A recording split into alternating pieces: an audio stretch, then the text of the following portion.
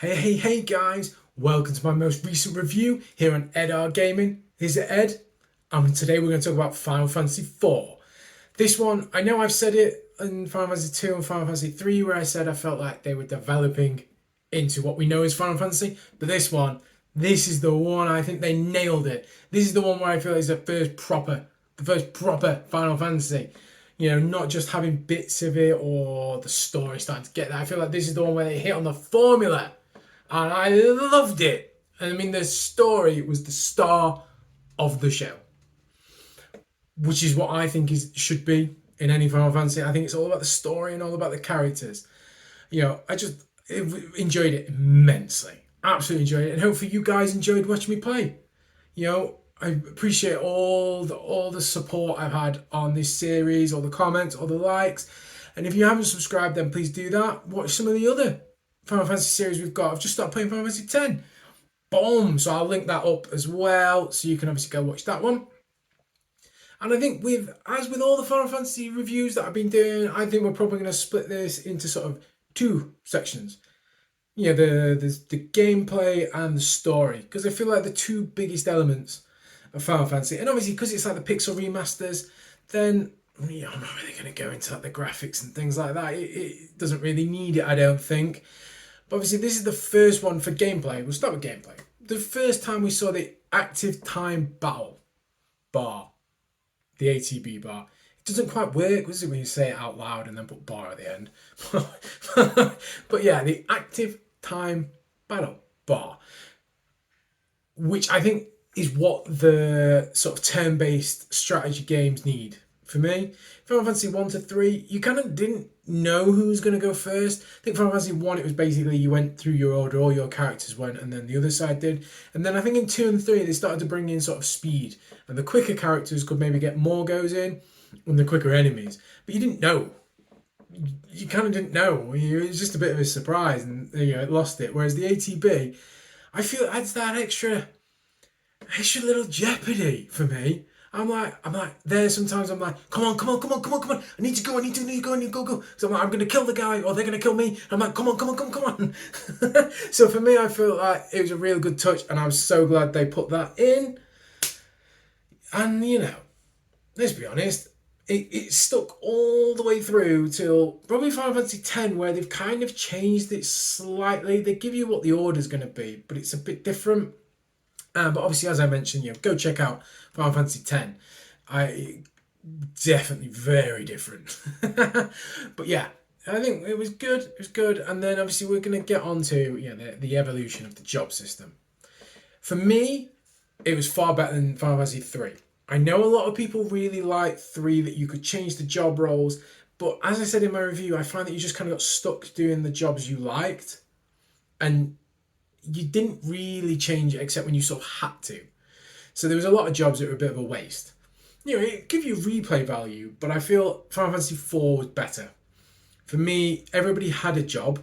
They had it in a very specific, very different jobs. Rydia being a summoner, Cecil being a dark knight, and then a paladin. I think that was better. For me, that's how I like it. I think it helps in the story, especially on this one, but we'll obviously get into that in a bit.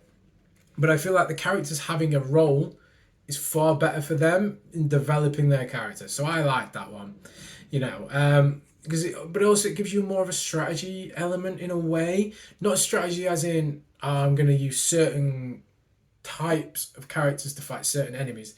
It was how you use your characters. You knew what they were good for.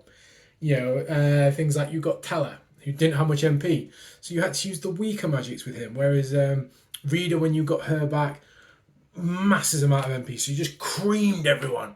But you couldn't use the summons that often, so you saved them for the big battles, and then you tried to learn the weaknesses of enemies, so you could use a slightly weaker spell to save your MP. I liked that a little bit. I liked it. Obviously, the physical guy just attack. But Rosa, obviously, or my white mage, whoever sort of was doing healing. Basically, I just had doing healing every round. They were just doing cure R's on everybody, which, probably isn't what you're meant to do. But why would you have a white mage that really attacks? So for me, it did work. I was quite happy with that. I'm gonna just say it. I like that system. But yeah, I don't. If I'm honest, I don't have that much to complain about really on the gameplay. I liked it. The little tweaks maybe. Some of the characters could have done with being a bit stronger when you get them in the story. Obviously, some characters go and join, and when you got new characters, they often were a bit underleveled, or they felt underleveled. I never felt that my team was massively overleveled, but the characters you got sometimes felt underleveled, and they'd basically get wiped out straight away. And it was quite hard to keep them alive enough to get the experience, you know. But I think that's probably the only complaint. Obviously, it just made it that little bit more difficult. But once you got them up and you leveled them up, then it was all cool. So it didn't really matter that much. I would also like to say, obviously, the final dungeon. Much happy with this than in Final Fantasy 3. Where I felt it was a little bit easy because you could keep recovering all the time. You just kept recovering. For me, I didn't make that a challenge at all. But here, it felt difficult. The challenge was in. The final dungeon was long, and I think there was a couple of save points, the way you could use a tent or a cottage. But I'd gone through a whole lot, and each floor, leveled, whatever you want to call it, it took the level up of the enemies that a little bit more, and kept it being a challenge. I liked the final dungeon. Final enemy, I thought I was going to be over leveled to him. I was close to level 70, but I got wiped out first time. Absolutely trashed. I basically just couldn't do anything. I made a couple of mistakes. I'm not going to lie. We did make a couple of mistakes when I was playing it. But he wiped me out and I just could not. You have to stay on the front foot. And then the second time around, it was close. It was close, guys. I feel it was, it was touch and go. I think it was touch and go. But we did it. It was good. It was good. And I feel that was a good sign for the game. But yeah, like I said, happy the game. The world felt a little empty as well. It didn't feel as rich. Like there's lots of... there were a couple of side quests, but they're sort of the same as what you found. Getting a strong sword, getting the summons. But it didn't feel like there's a huge amount in the world. Whereas Final Fantasy 3, I'll give it its due, the world, even though there was like the small world and the big world, there felt like there's more. And the world might have been because the whole thing was flooded, so there's only a few places to go. But it did feel like there was stuff, whereas this had the moon, the underworld, and the main world. The moon, main final dungeon, and Cave of Paramour. I can survive with that. I can survive with that. You're not going to have a huge amount on the moon. They could have made it look a bit better, but meh. I think it was the underworld that probably let me down the most. Obviously, there's the Tower of Babel that kind of went all the way through underworld to the main world and then led on the way up to the moon, which was an important part of the story, but it didn't feel... It felt like just the Tower of Babel. It didn't feel linked in. And then the underworld was basically just a couple of side quests, but there's only the dwarves there. That was it. It's just the dwarves. With the main world again, you destroyed one city right at the start, and you just kind of went around breaking everything to start with, and then you kind of developed it. But yeah, I think that was the only bit. But the story made up for that. So let's crack on with the story. Boom, boom.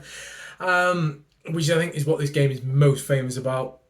It is the quintessential Final Fantasy experience in my view. The story was the most important thing of the game, and it worked. It drew me in and I wanted to see what was happening. That's, I think, the main thing. I wanted to follow the story, and I kept playing, and I really enjoyed playing it and going through the whole thing. So I really liked it. We'll try not to have too many spoilers. There's a couple probably, but warning, spoilers. So Cecil obviously starts as Dark Knight, doing bad things, and then realizes, not sure about this, and decides to not be a bad person anymore, and goes on an adventure. Obviously, he kills Rydia's parents in an attack on the city. That's pretty dark.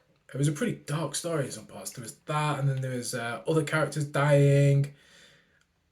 You know, you don't normally get that many things happening in Final Fantasy when they just die. So yeah, so that was pretty dark, but it was good. I liked it. You know, it felt unique to me. Whereas normally the story is just a bit simple, isn't it? Really, in a Final Fantasy game. So I think yeah, that was good. Very very good for the story. Cecil becomes a paladin. It turns out he has light in his heart. And he's obviously helping everyone. Kain, who's his best mate, turns out he keeps getting controlled by Golbez. And in typical Final Fantasy fashion, Golbez is not the final boss. You know, it turns out he's being controlled, as always. And there's a bigger evil. But there's a couple of like Star Wars, Empire Strikes Back style reveals. Go watch that when you find out about Cecil's family.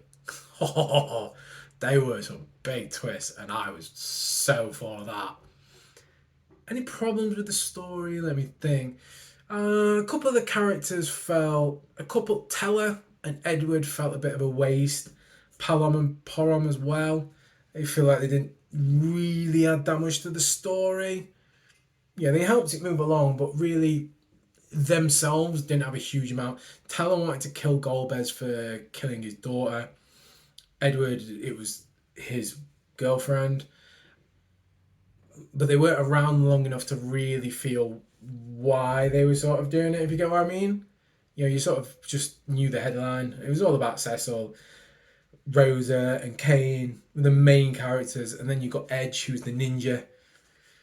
He was probably, for me, he was one of the strongest characters, but he was probably the weakest story-wise. I'm not too sure about him, why he was there and stuff. Rydia, I quite liked her story. You know, Leviathan takes her, trains her up to be a summoner from a kid, even though Cecil killed her whole family. I'm not sure of that. But, you know, they were all little nitpicky things. And I still got to remember, this is like a 1990s game, early, the SNES, wasn't it?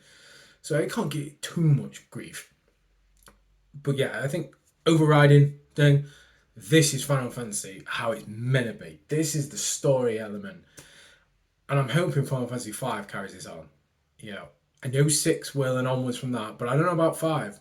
Bit nervous about 5. 5's either going to be really good or really not good.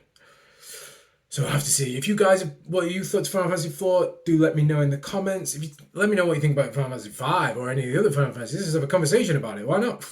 Either on those videos or on this video. I read all the comments. So, you know, just leave a comment. If you've not subscribed to the channel, then please do that. We'll keep this channel growing. We'll keep getting more videos up there. And I appreciate all your support. But thanks again for watching, guys. And I'll see you soon. Cheers.